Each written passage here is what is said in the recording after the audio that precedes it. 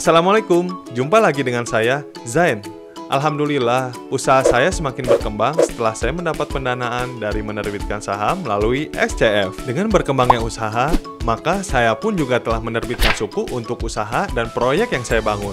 Terima kasih Anissa atas sarannya untuk mengembangkan usaha melalui securities crowdfunding syariah. Alhamdulillah, dengan semakin berkembangnya usaha saya, maka semakin banyak investor tertarik untuk ikut andil dalam membesarkan usaha saya, yang tentunya mereka pun akan mendapatkan bagi hasil atas investasinya.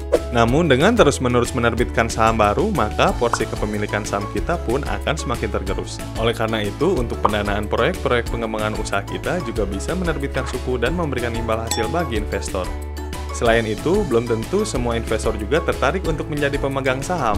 Karena itulah, saya kemudian menerbitkan suku untuk mendanai proyek-proyek pengembangan usaha saya. Buat kalian yang belum tahu apa itu suku adalah bentuk porsi kepemilikan terhadap suatu aset atau proyek tertentu, di mana bukti tersebut dapat berupa sertifikat. Sedangkan aset yang menjadi dasar penerbitan suku terdiri atas aset berwujud seperti properti atau manfaat atas aset tersebut, jasa atau aset berupa proyek tertentu, dan atau aset dalam bentuk kegiatan investasi atau usaha. Mirip dengan obligasi ya. Memang apa sih bedanya dengan obligasi? Suku adalah bentuk dari obligasi syariah. Yang membedakannya adalah jenis transaksinya, perbedaan pada objek aset yang mendasarinya, dan hak serta kewajiban para pihak yang muncul dari jenis transaksi yang digunakan. Contohnya, dalam menerbitkan suku dengan aset berupa barang, maka jenis transaksinya dapat berupa jual beli ataupun sewa. Namun, untuk obligasi, maka transaksinya dalam bentuk pinjaman. Pemenuhan hak dan kewajiban dalam transaksi suku tergantung dari akad yang dipilih pada saat menerbitkan suku, bisa berupa akad jual beli, sewa, ataupun penyertaan modal. Sedangkan untuk obligasi, karena bersifat pinjaman, maka sebagai penerbit akan menerima pembayaran dari investor, membayarkan bunga, serta mengembalikan pokok pinjaman pada saat jatuh tempo kepada investor. Lalu, apa saja kriteria bagi kita para pengusaha UKM untuk dapat menerbitkan suku melalui SCF? Pengusaha UKM sebagai calon penerbit suku harus mempunyai jenis usaha, produk yang sesuai dengan prinsip syariah, serta tidak ada unsur perjudian, riba dan haram seperti diatur dalam Fatwa Dewan Syariah Nasional MUI. Adapun jenis akad yang digunakan dalam penerbitan suku adalah musyarakah, mudharabah, dan musyarakah mutanakishah atau MMQ. Sedangkan dalam transaksi suku, akad yang digunakan adalah wakalah bil istismar, yaitu dengan memberikan kuasa kepada penerbit untuk mengelola aset suku yang sudah dibeli oleh investor. Dengan demikian, dana yang terhimpun dapat dikelola oleh penerbit dan penyelenggara akan mendapatkan ujrah yaitu fee, sedangkan penerbit dan investor mendapatkan bagi hasil dari keuntungan dari objek atau aset suku berupa usaha ataupun proyek yang dilakukan oleh penerbit. Bagaimana sih tahapan penerbitan suku? Apakah sama dengan proses seperti penerbitan saham pada SCF? Ya, cukup mirip sih.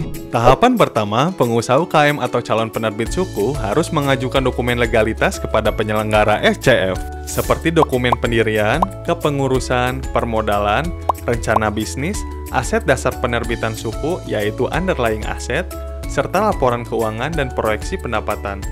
Tentunya proyeksi keuntungan yang menarik bagi investor suku. Tahap kedua adalah penilaian kelayakan perusahaan untuk dapat menerbitkan suku oleh penyelenggara SCF. Antara lain dari aspek bisnis yaitu keuntungan usaha atau profitability dilakukan dengan penuh tanggung jawab yaitu accountable, usaha yang berkelanjutan atau sustainable, dan mempunyai valuasi atau nilai perusahaan di masa mendatang yang cukup baik, setidaknya mempunyai valuasi usaha yang potensial untuk dikembangkan. Seperti halnya proses penerbitan saham, aspek kelayakan penerbitan suku juga dilihat dari proyek yang merupakan dasar penerbitan suku, kemampuan menjalankan proyek, tenaga ahli yang terlibat, manajemen yang mengelola, dan sesuai dengan ketentuan dan prinsip-prinsip syariah. Tahapan berikutnya adalah penyusunan materi penawaran suku untuk menarik minat pemodal atau investor dengan mempresentasikan profil perusahaannya sebagai perusahaan yang layak investasi dan memiliki prospek usaha yang menguntungkan.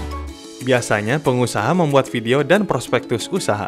Perlu dijelaskan pula pada mengenai besaran dana yang dibutuhkan, jenis suku yang diterbitkan, harga per unit, periode pembagian imbal hasil, serta masa penawaran suku. Tahap terakhir adalah penyelenggara SCF memberikan izin kepada pengusaha UKM sebagai calon penerbit untuk dapat menerbitkan sukunya melalui platform penyelenggara SCF. UKM penerbit suku diberi kesempatan untuk menawarkan sukunya pada platform penyelenggara selama 45 hari. sampai dengan masa penawaran selesai dalam waktu 45 hari atau seluruh suku telah terbeli. Selama masa penawaran, UKM penerbit suku menghimpun dana dari investor yang tertarik untuk berinvestasi pada aset atau proyek yang ditawarkan. Nah, bagaimana? Makin seru kan? Usaha saya bisa berkembang dengan menerbitkan saham dan juga suku melalui platform securities crowdfunding syariah. Ayo, tunggu apa lagi? Jangan sampai ketinggalan peluang untuk berkembang melalui securities crowdfunding.